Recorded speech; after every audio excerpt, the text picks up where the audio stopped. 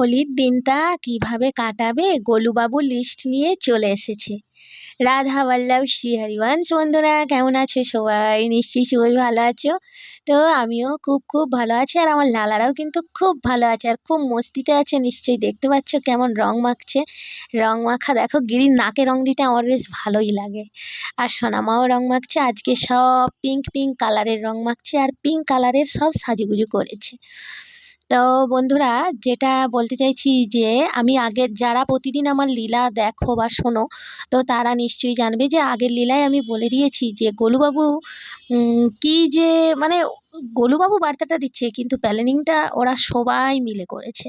তো গোলুবাবু বলেছে যে একটা পরচি দেখিয়েছিল, আমি বলেছিলাম তো পরচিটা আমাদের দিকে দেখিয়েছিল কিন্তু স্পষ্ট করেনি, অস্পষ্ট ছিল, যেটা আবছা টাইপের, আমরা বুঝতে পারিনি যে কী লেখা আছে। কিন্তু কালকে রাতে গোলুবাবু কিন্তু আদেশ দিয়ে চলে গেছে। আর যে পরচিটা যে আছে সেটা স্পষ্ট করে দিয়েছে, একদম পরিষ্কার যে তাতে কি কি লেখা আছে। তো গোলুবাবু আসে, গোলুবাবু এসে সেবিকাকে বলে যে এই নে দেখ, হোলির 3 দিন আগে দেবো বলেছিলাম।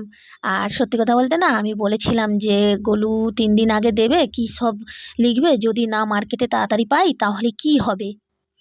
তো এই জন্য গোলুবাবু তাড়াতাড়ি দিয়ে চলে গেল হয়তো। তো এই যে দেখো, পরচিটা দিয়েছে বলতে মানে স্বপ্ন, এটা তো, এগুলো তো স্বপ্নলীলা। তো স্বপ্নের মধ্যে পরচিটা দেখিয়েছিল। তো সকাল সকাল উঠেই আগে মনে করে সব লিখে নিয়েছি যে স্বপ্নের মধ্যে কি কি পরচির মধ্যে দেখিয়েছিল।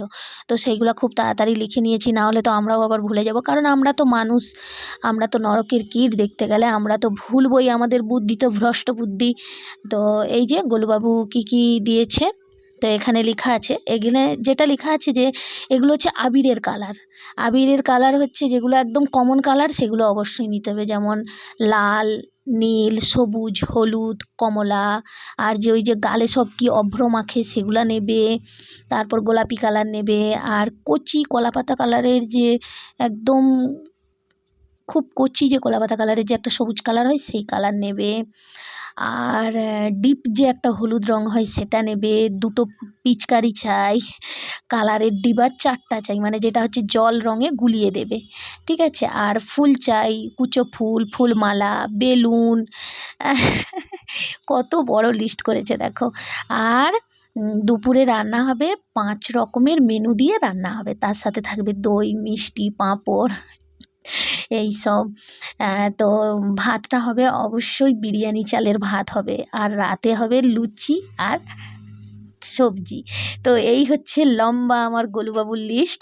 তো এই লিস্ট অনুযায়ী অবশ্যই হোলির দিনে প্রভুর আদেশ বলে কথা, আমাদের তো মানতেই হবে। প্রভু যখন আদেশ করেছে, আমরা সত্যিই খুব ভাগ্যবান যে প্রভু আদেশ করেছে, আর সেটা আমরা যেন পালন করতে পারি রাধারানীর কৃপায়। তো এই বড় লিস্টটা দিয়ে গোলুবাবু চলে গেল আর বলল এই অনুযায়ী সমস্ত কিছু হোলির দিন আয়োজন হবে। তো হোলির দিন অবশ্যই সুন্দর একটা ভ্লগ নিয়ে আসব, অবশ্যই রেডি থেকো। আর তোমাদেরও হোলিটা যেন খুব সুন্দর সুন্দরভাবে, খুব মনোরঞ্জনভাবে, খুব আনন্দের সাথে প্রভুর সাথে তোমরা হোলি খেলো। তো আমরাও কিন্তু প্রভুর সাথেই হোলি খেলবো, কারণ সংসার জগতের হোলি খেলা আর ভালো লাগে না। পরের বছর বর্ষানা গিয়েছিলাম, রাধারানীর সাথে হোলি খেলেছি, এবছর আর হলো না, দুর্ভাগ্য। কিন্তু সৌভাগ্য, আমাদের ঘরের মধ্যেই বর্ষানা তৈরি করে দিচ্ছে আমাদের গোলুবাবু। তো আজকের এই লীলা কথাটা কেমন লাগলো জানাবে। আর লীলা কথা যদি ভালো লেগে থাকে, এই ধরনের লীলা পেতে চাও, চ্যানেলটা অবশ্যই সাবস্ক্রাইব করবে। আজকের মতো রাখছি, রাধা বল্লভ শ্রী হরিবংশ।